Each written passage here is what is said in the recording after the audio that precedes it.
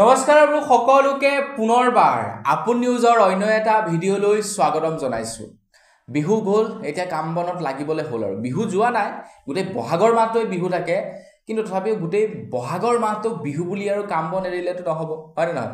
গতিকে এতিয়া আপোনালোকে কাম বনত লাগক। ময়ো আজিৰ পৰা কামত লাগি গৈছোঁ আপোনালোকৰ কাৰণে। এতিয়া পুনৰ আকৌ ভিডিঅ' আহিব আগৰ দৰেই, তো ভিডিঅ'টো সম্পূৰ্ণকৈ আজি চাই থাকিব। আপোনালোকৰ কাৰণে বিহুৰ পাছতেই ঘোষণা কৰা কেইটামান গুৰুত্বপূৰ্ণ খবৰ লৈ আহিছোঁ। প্ৰায় 7টাকৈ গুৰুত্বপূৰ্ণ, 7টা নহয় 5টাকৈ গুৰুত্বপূৰ্ণ খবৰ আছে আপোনালোকৰ কাৰণে।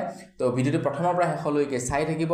তো মই শ্ৰীপাঞ্জিত গগৈ, আপোনালোকে চাই আছে আপোন নিউজ। আহক আৰম্ভ কৰোঁ আজিৰ ভিডিঅ'। আগবাইছোঁ আজিৰ প্ৰথমটো গুৰুত্বপূৰ্ণ খবৰৰ ফালে। প্ৰথমটো খবৰ দিয়াৰ আগতে লাইক এটা কৰিবলৈ কিন্তু নাপাহৰিব। চেনেল যদি এতিয়ালৈকে ছাবস্ক্ৰাইব কৰা নাই তেনে চেনেলটো ছাবস্ক্ৰাইব কৰি ল'ব, এনেধৰণৰ খবৰবিলাক নিতৌ পাই থাকিবৰ কাৰণে। এতিয়াৰে পৰা আমাৰ ভাৰতৰ ৰেলৱেত হেনো ATM থাকিব। আমাৰ ভাৰতৰ এতিয়া ৰেলত ATM থাকিব। আপোনাৰ যদি হঠাতে পইচাৰ প্ৰয়োজন হ'ল, আপোনাৰ হাতত কেছ পইচা নাই, ৰেলত গৈছে আপোনালোকে, ৰেলত ইণ্টাৰনেট পোৱা নাই, আৰু ৰেলততো সঁচাকৈ ইণ্টাৰনেট নেপায় প্ৰায়বিলাক জেগাত। তো তেনেকুৱা অৱস্থাত আপোনালোকে কি কৰিব? ATMলৈ যাব, ATM কাৰ্ডখন ভৰাব, পইচা উলিয়াই লৈ আহিব, আৰামছে সেই পইচাৰে কাম কৰিব পাৰিব। এতিয়াৰে পৰা আমাৰ ভাৰতৰ প্ৰত্যেকখন ৰেলতেই ATMৰ ব্যৱস্থা কৰি দিব বুলি কৈছে। লোকেল ট্ৰেইনবিলাকত নাথাকে, আৰু যিবিলাক নেকি অলপমান দূৰণিপতীয়া ৰেল আছে, যিবিলাক নেকি দূৰলৈকে যায়, সেই ৰেলবিলাকত এতিয়াৰে পৰা ATM থাকিব। তো এইটো ভাল কৰিছেনে বাৰু বেয়া কৰিছে? আপোনালোকে কি ভাবে কমেণ্ট ছেকশ্যনত জনাই থৈ যাব। আগবাইছোঁ ইয়াৰ পাছৰটো গুৰুত্বপূৰ্ণ খবৰৰ ফালে। চাইনাই হেনো আমাৰ ভাৰতৰ প্ৰায় 85,000 মানুহক 9 তাৰিখৰ ভিতৰত, 1 পৰা 9 তাৰিখৰ ভিতৰত ভিজা প্ৰদান কৰিছে বুলি জনাইছে চাইনাই। যিখন চাইনা নেকি আমাৰ ভাৰতৰ লগত খুবেই দুশ্মনী, শত্ৰুতা, পাকিস্তানৰ সৈতে লগ লাগি আমাৰ ভাৰতক ধ্বংস কৰাৰ ক্ষেত্ৰত লাগি থাকে, সেইখন চাইনাই এতিয়া আমাৰ ভাৰতীয় প্ৰায় 85,000ক ভিজা প্ৰদান কৰিছে 1 এপ্ৰিলৰ পৰা 9 এপ্ৰিলৰ ভিতৰত। আৰু চাইনাৰ যি নেকি ৰাষ্ট্ৰীয় দূতভাষ থাকে আমাৰ ভাৰতবৰ্ষত, তো সেইসকলে কৈছে যে এতিয়া আমাৰ ভাৰতৰ যিসকল ব্যক্তি আছে তেওঁলোকক চাইনালৈ নিমন্ত্ৰণ দিছে যে আপোনালোকে চাইনা ঘূৰিব বিচাৰিছে, আহক, আমি আপোনালোকক ভিজা খুব সহজতে প্ৰদান কৰিম। চাইনাই আমাৰ ভাৰতৰ ওপৰত এক প্ৰকাৰ ক'বলৈ গ'লে ভাল মনোভাৱেৰে এতিয়া বন্ধুত্ব আগবঢ়াইছে। এতিয়া এই বন্ধুত্বটো কিয়? কাৰণ বৰ্তমান সময়ত আমি যদি দেখিবলৈ পাওঁ, আমেৰিকাৰ সৈতে আমাৰ ভাৰতৰ সম্পৰ্ক ভাল, কিন্তু আমেৰিকাৰ সৈতে চাইনাৰ এতিয়া সম্পৰ্ক ভাল নহয়, কিয়নো চাইনাৰ ওপৰত এতিয়া আমেৰিকাই প্ৰায় 224% টেক্স বঢ়াই দিছে।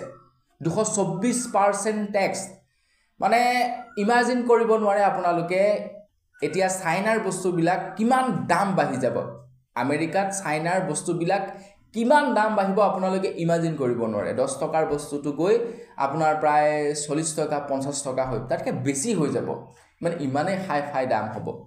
তো গতিকে সেই ক্ষেত্ৰত এতিয়া চাইনাৰ হাতত মাত্ৰ এটাই অপশ্যন যে ভাৰতৰ সৈতে বন্ধুত্ব আমি বজাই ৰাখোঁ।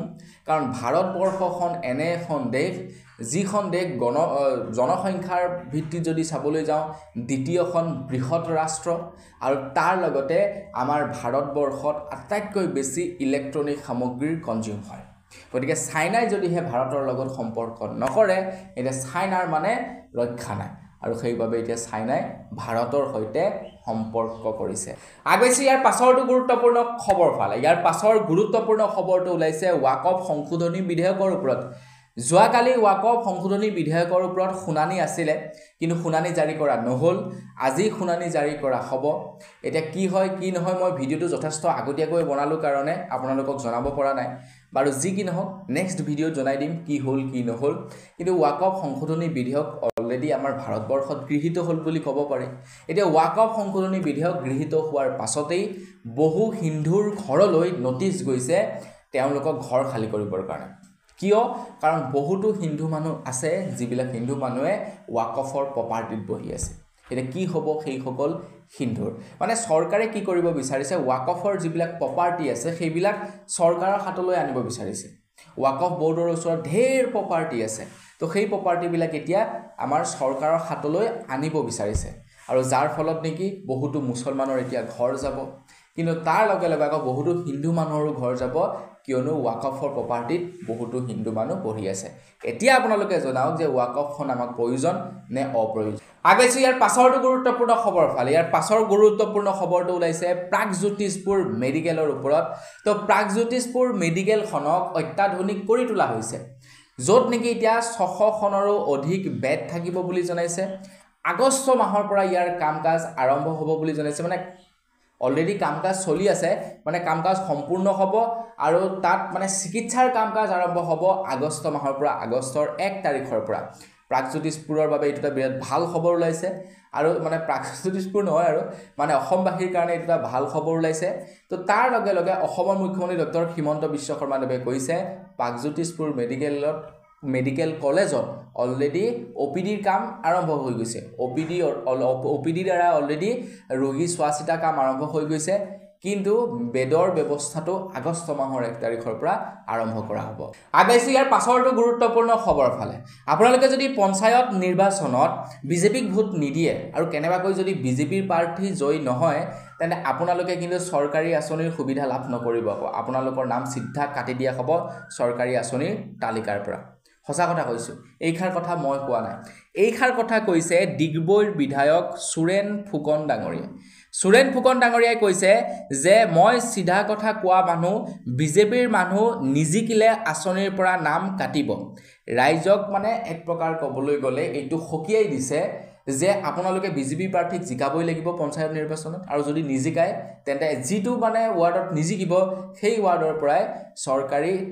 আঁচনিৰ পৰা তেওঁলোকৰ নাম কৰ্তন হ'ব এটা কি ক'ব এনেকুৱা ধৰণৰ গেলা পলিটিক্স ভয় ভাবুকি দেখুৱাই মুঠতে যেনেকেই নহওক মানে ইলেকশ্যনটো হৈছে আৰু গতিকে সেই ইলেকশ্যনটোত সম্পূৰ্ণ মানে কণ্ট্ৰল তেওঁলোকে কৰিব বিচাৰিছে ভয় ভাবুকি যেনেকেই নেদেখাওক মুঠতে জিকিব লাগে আগেছি ইয়াৰ পাছৰটো গুৰুত্বপূৰ্ণ খবৰ ফালে এতিয়াৰে পৰা আমাৰ অসমৰ চৰকাৰী অফিচ কাৰ্যালয় যিমানবিলাক আছে য'ত এতিয়াৰে পৰা চৰকাৰী নটিচ জাৰি হ'ব বা ধৰি লওক চৰকাৰ ফালৰ পৰা কিবা ধৰি লওক চৰকাৰী এখন নটিচ জাৰি কৰিলে এতিয়াৰ পৰা চৰকাৰী নটিচখন অসমীয়াত হ'ব বুলি জনাইছে এইটো এটা নতুনকৈ নিয়ম জাৰি কৰি দিছে আমাৰ অসমৰ মুখ্যমন্ত্ৰী ডাঙৰীয়াদেৱে জনাইছে যে বহাগৰ পৰা সমগ্ৰ অসমত সকলো চৰকাৰী অধিসূচনা আদেশ আইন আদিৰ বাবে অসমীয়া ভাষাটো বাধ্যতামূলক ভাষাৰূপে সিলেক্ট কৰা হৈছে বৰাক উপত্যকাত আৰু বিটিআৰ জিলাসমূহত ক্ৰমে বাংলা আৰু বড়ো ভাষা ব্যৱহাৰ হ'ব তো আমাৰ